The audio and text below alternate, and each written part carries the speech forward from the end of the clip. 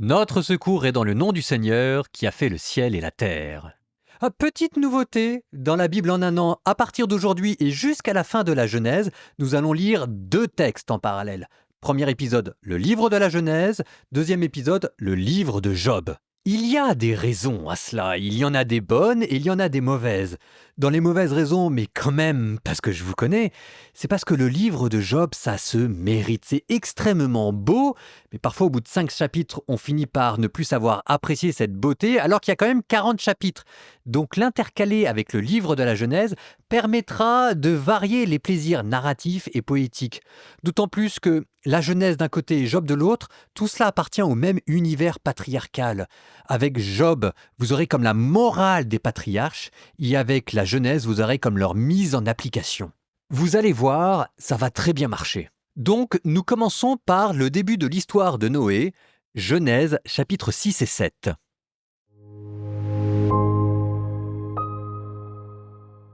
Quand les hommes commencèrent à se multiplier sur la terre, et qu'ils eurent des filles, les fils des dieux s'aperçurent que les filles des hommes étaient belles.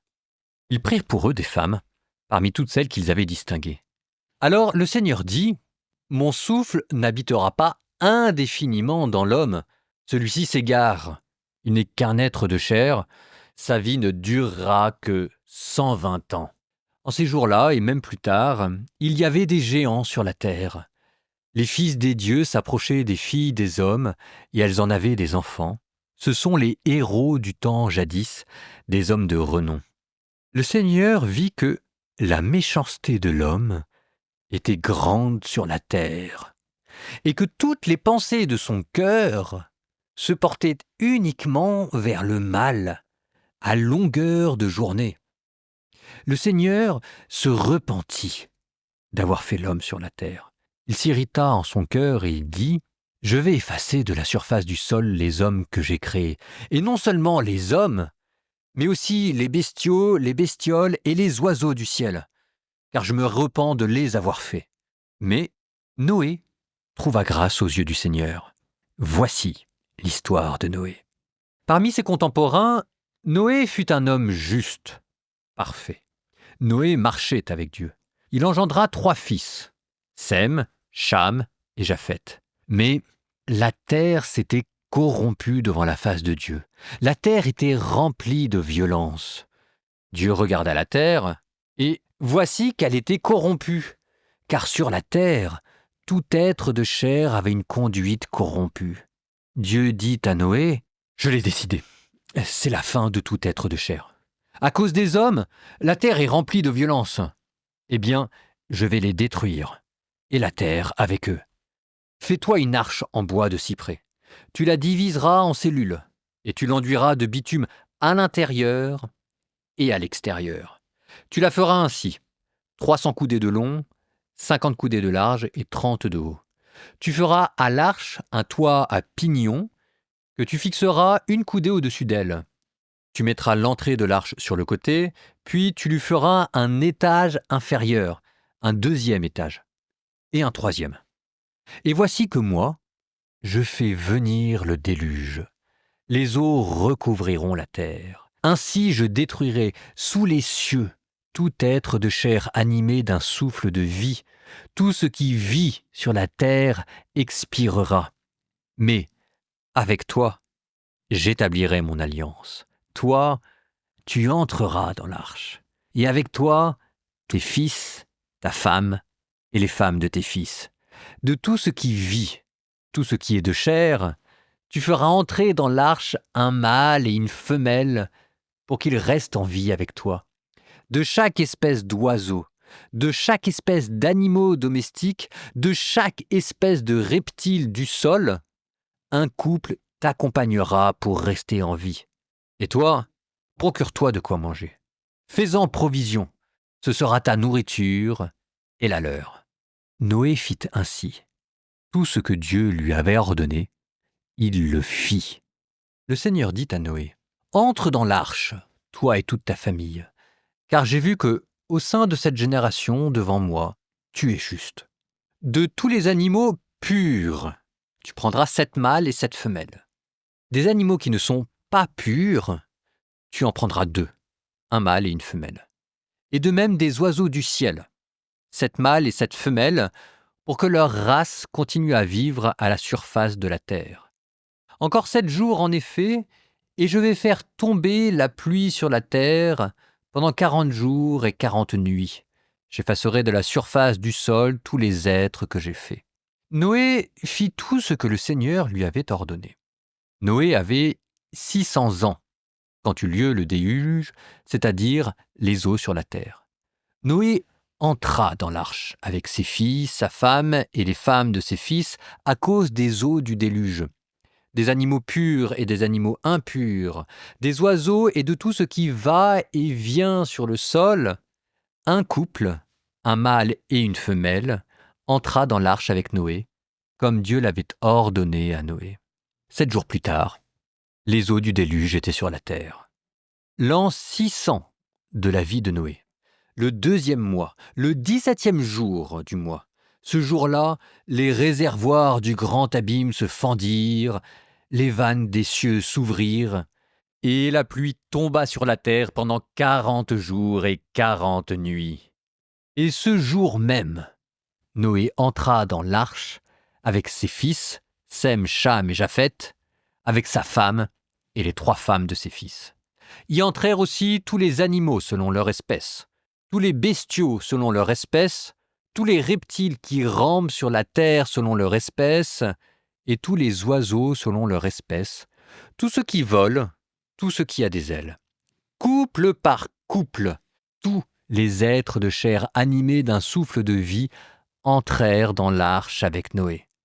Ceux qui entraient, c'était un mâle et une femelle de tous les êtres de chair, comme Dieu l'avait ordonné à Noé. Et alors le Seigneur ferma la porte sur Noé, et ce fut le déluge sur la terre pendant 40 jours. Les eaux grossirent et soulevèrent l'arche qui s'éleva au-dessus de la terre. Les eaux montèrent et grossirent beaucoup sur la terre, et l'arche flottait à la surface des eaux. Les eaux montèrent encore beaucoup, beaucoup sur la terre. Sous tous les cieux, toutes les hautes montagnes furent recouvertes. Les eaux étaient montées de 15 coudées au-dessus des montagnes. Alors expira tout être de chair, tout ce qui va et vient sur la terre, oiseaux, bestiaux, bêtes sauvages, tout ce qui foisonne sur la terre, et tous les hommes. Parmi tout ce qui existait sur la terre ferme, tout ce qui avait en ses narines un souffle de vie mourut. Ainsi furent effacés de la surface du sol tous les êtres qui s'y trouvaient, non seulement les hommes, mais aussi les bestiaux, les bestioles et les oiseaux du ciel. Ils furent effacés de la terre. Il ne resta que Noé et ceux qui étaient avec lui dans l'arche. Et les eaux montèrent au-dessus de la terre pendant 150 jours.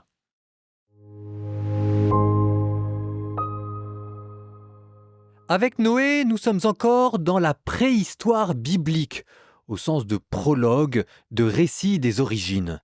Mais il est question de Noé dans les évangiles et dans une lettre de Pierre, ce qui nous oblige à considérer avec un certain sérieux la possibilité d'un événement qui s'apparenterait à un déluge.